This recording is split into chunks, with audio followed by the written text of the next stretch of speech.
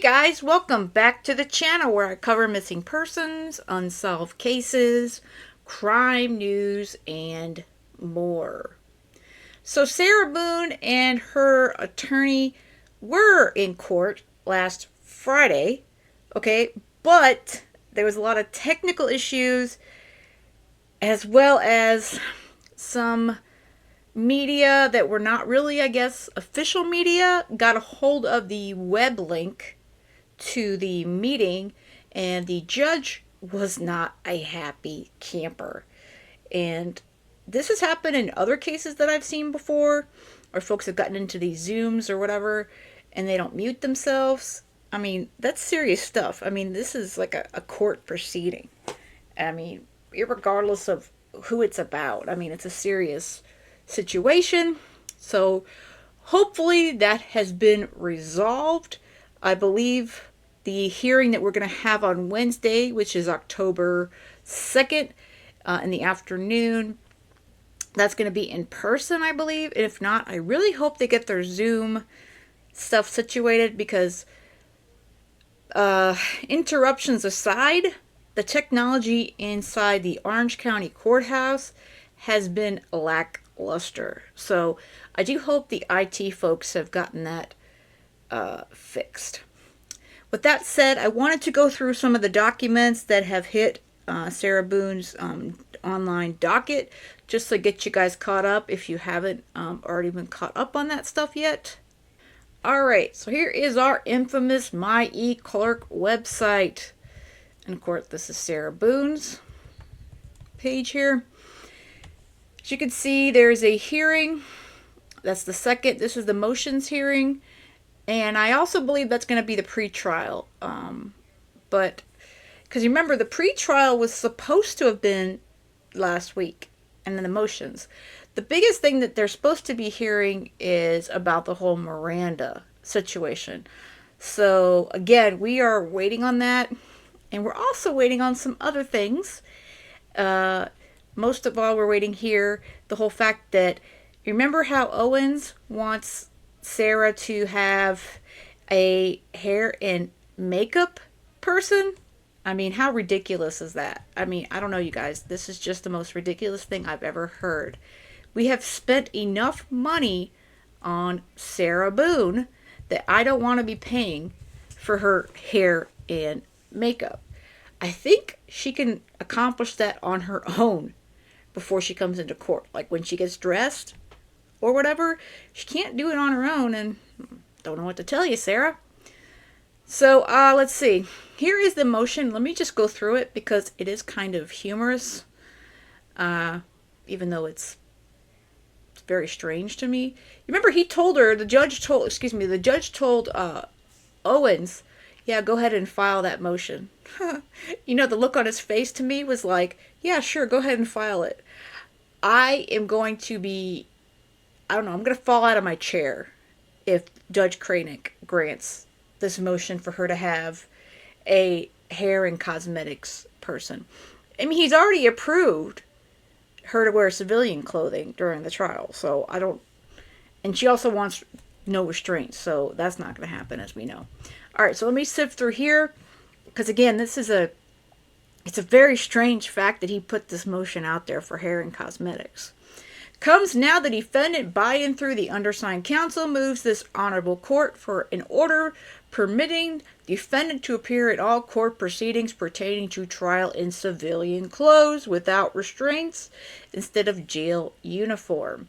In addition, the defendant requests that she be permitted the right to have her hair styled and access to makeup. In support thereof, defendant states the following. Okay? I don't have an issue, again, with her doing her own hair, although, again, I don't know what she's going to do with that jail bowl cut she's got going on. If she wants to put on a little lipstick or whatever, I mean, God bless you, Sarah Boone. Go for it.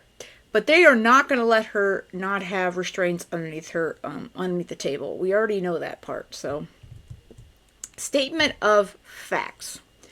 Defendant is presently incarcerated and is scheduled for trial on October 7th, 2024. Defendant has been incarcerated for over 4 years, and defense would like access to professional hairstyling, cosmetics, and civilian clothing without restraints throughout defendant's trial appearance in respect for the court and prospective jurors. Without the court entering an order permitting her access to such, the right to receive a fair trial will be impermissibly infringed upon. It's kind of a joke, right? Now, she's already been told, like I said, she's already been told that they can give her access to civilian clothes or someone can bring them to her. Okay, that's been told. I don't think anybody has a problem with that. Professional hairstyling and cosmetics? No. This is not television, Sarah. This is not Hollywood. This is called you put your boyfriend in a suitcase, zipped him up, and let him die. So you don't get to doll yourself up for photo ops. No. And I'm hoping, again, that Judge Cranick just is laughing at one right out the door. So, okay, here's his legal argument. Right to appear in civilian clothing. I'm actually going to skip that because I don't think we have any problem with that one. Right to appear without physical restraints. Again, we discussed that one before. They've been in the court and they've already told her that she's going to have leg restraints or a stun cuff, something. Okay, so those two to me have already been solved. Now, right to control appearance in courtroom and before the jury. The courts have recognized that a defendant's appearance can significantly impact the jury's perception and consequently the fairness of the trial. In Estelle v. Williams, the United States Supreme Court noted that compelling a defendant to stand trial in prison or jail clothing could impair the presumption of innocence, which is fundamental to the adversary system. See Estelle v. Williams. I'm actually shocked that he put a statute in there. Allowing the defendant to present herself in a manner that does not unduly prejudice the jury is essential to ensuring her right to a fair trial and upholding the presumption of innocence. And while the court in Estelle specifically addressed prison attire, the underlying principle applies broadly to any aspect of a defendant's appearance that could influence the jury's perception. Defendant has the right to appear before this court and prospective jurors in the same manner she would outside of confinement. Cosmetics and hairstyling is standard practice in presenting a professional appearance if the individual so chooses. By extension, incarcerated males are permitted a fresh shave and haircut. Accordingly, the defendant requests that she be permitted access to cosmetics and hairstyling throughout her trial proceedings, including voir dire. And of course, it is signed by James Owens. I don't have a problem if she does her own makeup and hair. Okay? Let Owens go down to Dollar Tree and buy her some Dollar Tree cosmetics and hair supplies. They have really good stuff down at Dollar Tree. Now listen, Mr. Owens, we spent, I know it's over $80,000 at this point. That's not even counting. It was $72,000, and then now we have the 3 attorneys at 15 times 3. So, the cost of her defense is just continued to skyrocket since 2020. And I know a few people have said, well, she's got a right to have all these experts. Absolutely. I agree. The problem is she's had expert upon expert upon expert and an attorney upon attorney upon attorney. Now, they all deserve to be paid. Okay? No one should work for free. But this is just, it's been so extensive at this point. It's just golly. The amount of money we've paid as Florida taxpayers is just insane. And we're not done. So, again, I say, give one of those 2 nice pretty ladies, okay? Those nice 2 pretty ladies that were sitting next between Sarah Boone. I thought they were PAs or something like that, but they didn't seem to have much knowledge. I guess Margaret back at the office is the only one that knows anything from Mr. Owens. So you would have thought that those 2 nice ladies, I guess they were just there for to look pretty. They could help Sarah Boone out. Hey, maybe they can do her makeup for her. I mean, or do her hair. I don't know. But send them down to the Dollar Tree, okay? And have them pick up some supplies. And there you go. She's all set to go. So that takes care of that one. And let's see. And they're going through all their lists right here. There's another member of the Orange County Sheriff's Office is on the Brady list. Now remember, originally we did have the one detective, Copsel was on there at one point, but she was since removed quite a bit ago. I don't know who Joseph O'Neill is. For some reason his name doesn't sound familiar. I'm going to have to look him up. And if you guys know before I post it, let me know. I'm not completely sure. He's not one of the detectives that interviewed Sarah. And it's not the deputy, Kayla Rodriguez, who was on the scene. So it's not these guys. So I'm not sure who that deputy is, to be honest with you.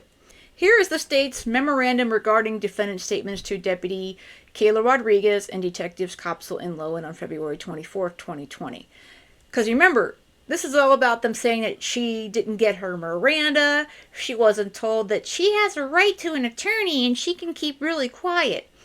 Well, yeah, I think she knew that, but Sarah wasn't going to keep her mouth shut. Comes now the state of Florida by and through the undersigned assistant state attorney and alleges as follows. 1. Deputy Kayla Rodriguez, in response to a 911 call made by the defendant shortly before 1 p.m. on February 24, 2020, responded to the defendant's residence. 2. Deputy Rodriguez activated her body-worn camera while still en route to the defendant's residence. All interactions with the defendant were recorded. 3. There are 3 recordings. Remember, it breaks up, so there are 3 recordings. One begins at approximately 1:08 p.m. and lasts 13 minutes and 32 seconds. The next starts at approximately 1:22 p.m. and lasts 4 minutes and 56 seconds.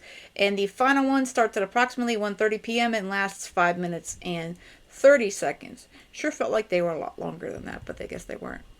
At no time will the defendant in anything that resembles custody for Miranda purposes. Ramirez versus State, 739 Southern 2D, 568 Florida, 1999. The Ramirez case outlines the famous 4-factor test.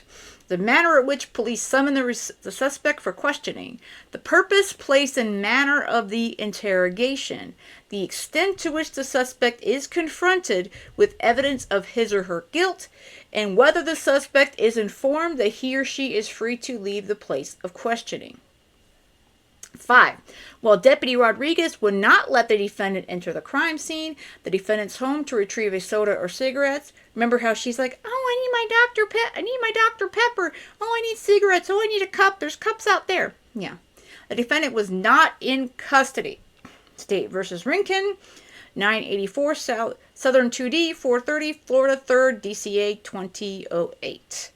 So yeah, she never told her she was in custody. She just couldn't leave the area because it was an active crime scene. 6. The deputy was a first responder trying to gather preliminary information about what might have happened. The defendant was spoken to on her porch and sidewalk area just outside of her home. She was not confronted with any evidence because at that time there was nothing to confront her with. I feel like that should be underlined in bold. The defendant was informed she was not free to leave the area due to the investigation, but the restraint on her freedom of movement never resembled custodial arrest. So, I think this one is ironclad. Let me know what you guys think. And then number 7, just under 4 hours later, she was interviewed by Detectives Copacel and Lowen inside an unmarked car on scene. Remember, this was the first time they interviewed her before the next day when they interviewed her at the station. Although, under both Ramirez and Rinkin, this is not custody for purposes of Miranda. She was given her Miranda warnings. So yeah, she wasn't in custody, but they did tell her rights. 8. For the reasons outlined in the state's response to the defendant's motion to suppress statements at OCSO, the Miranda warnings were not defective and her waiver of her Miranda rights was voluntary and her statement was voluntary. 9. Any motion to suppress on these statements would not be granted. And of course, I certify that a copy hereup has been furnished to James Civilian Owens, and it's signed by William Robert J. I like him a lot. He's quite different than Cacciatore, isn't he? He's right to the point. Listen, this is how it is. I like them both. I can't wait to see them both try this case. I really can't. So, that is their argument as far as that portion is concerned. And that's pretty much for those two, I think. And then we just mostly have they're doing depositions. I think they're doing it with the psychologist this week. I believe Tuesday they're having the hearing. Wednesday they're having the hearing. See, I'm getting all my days mixed up. So they're having the hearing on Wednesday, and I believe today's Monday as I record this. So Tuesday, they're having the hearing for the deposition. They're having the deposition and the hearing is on Wednesday. Got to keep everything straight. And then, of course, they're updating witness lists, which I think is going to be continued to be updated. Now, what's this? State's request for... I am curious. Alright, let's check this out. I haven't pulled this one up yet. State's request for protective order. Comes now the state of Florida by and through the undersigned assistant state attorney and alleges as follows. 1. The defendant in her third amended witness list had listed the following people as witnesses. A. Custodian of records, Orange County Office of the State Attorney. B. Domestic Violence Supervisor for the Office of the State Attorney, 9th Judicial Circuit, Orange County. C. Victim Advocate Supervisor for the Office of the State Attorney, 9th Judicial Circuit, Orange County. D. Misdemeanor Supervisor for the Office of the State Attorney, 9th Judicial Circuit, Orange County. Wow. I've never heard of those being brought up. 2. The state requests a protective order under Florida Rule of Criminal Procedure 3.220. Because anything these witnesses could say about the defendant and the decedent would be protected by the work product privilege. Florida Rule of Criminal Procedure 3.220G1. 3. If the defendant wants public records from the state attorney's office, she should do what everyone else has to do. File a public records request. Remember, Mr. J and Mr. Cacciatore has been telling Owens this since he came on, right? File a FOIA. And he comes and complains to the judge. Oh, it's taken me really long time to do that, Judge. Gee, you mean you don't want to wait in line like everybody else? 4. Subjecting prosecutors and their staff to this type of discovery of their investigations would require disclosure of work product and seriously impede criminal prosecutions. Egan versus DeMano, 294 Southern 2D, 639, 640, Florida, 1974. 5. We believe the trial court was right the first time in denying the pretrial defense efforts to subpoena the two state attorneys and inquire into oral communications, sworn or otherwise, between them and a state witness. The oral and unrecorded statements of witnesses to a state attorney are privileged as work product and not subject to discovery. And there are the cases there, Olson versus State and State versus Rabson. 6. Opinion, work product, involves a lawyer's impressions, conclusions, opinion, and theories of her client's case. Opinion work product is an absolute or nearly absolute privilege. Horning versus Keating versus State. And they also cited Raven in that one. 7. Fact work product concerns what the attorney did and what she learned in her role as attorney. As the name suggests, fact work product is factual information which pertains to this client's case prepared or gathered in connection therewith. 8. The fact work product is discoverable only if the parties seeking this work product show the court 1. The need for this fact work product to prepare a party's case, and 2. that without due hardship, the party is unable to obtain the substantial equivalent of this fact work product by other means. Thus, need and hardship elements must be alleged in the motion to compel and establish to the court's satisfaction at an adversarial hearing. 9. The state is at a loss for what non-privileged testimony any of the people listed above could provide to this case. 10. Therefore, the state is requesting the court to enter a protective order to protect any employee of the state's attorney's office from being a witness in this case. And I knew for sure before I even read it that was from Mr. J. Again, he writes a lot different in his motions than Cacciatore. I hope that one's completely granted, because that's ridiculous. I mean, the amount of stuff that Owens is throwing, he's just throwing stuff in the midair. But this is, of course, what Sarah wants. Anything that she can get. Anything she can get, she'll take it. I mean, hell, she's taken over 4 years, 4.5 years, be 5 years in February. I mean, how ridiculous is this? So that's where we are. And again, I was really, really anxious for the hearing, which they could have done on Thursday, because the hurricane didn't come here to Central Florida until later in the day, and we were really lucky and blessed, to be honest with you. North Florida got hit, the Big Bend, and then sadly up into North Carolina and Tennessee. But this whole Zoom situation, it's been a hot mess, and I really hope that the trial doesn't have this kind of mess happening in a couple weeks, because I mean, I can't believe that they can't get their act together. Like I said, I originally thought it was on the side of Owen's cohort there and the other side of the state, but it does seem like it's a technical issue on the side of the courthouse downtown Orlando. So hopefully they're getting their act together, because it doesn't look good. And this is a big national case. So remember Sarah, she can't wait for her time in the spotlight. You know, that's why she wants all her makeup and hair done.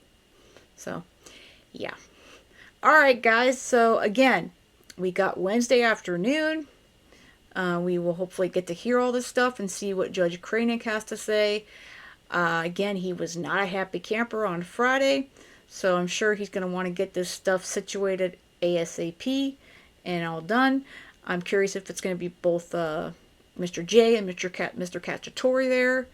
I like them both. They're both pretty interesting to me. I'm kind of a fan of Mr. J these days. But all right, guys, I hope you have a great rest of the day. And most of all, stay safe.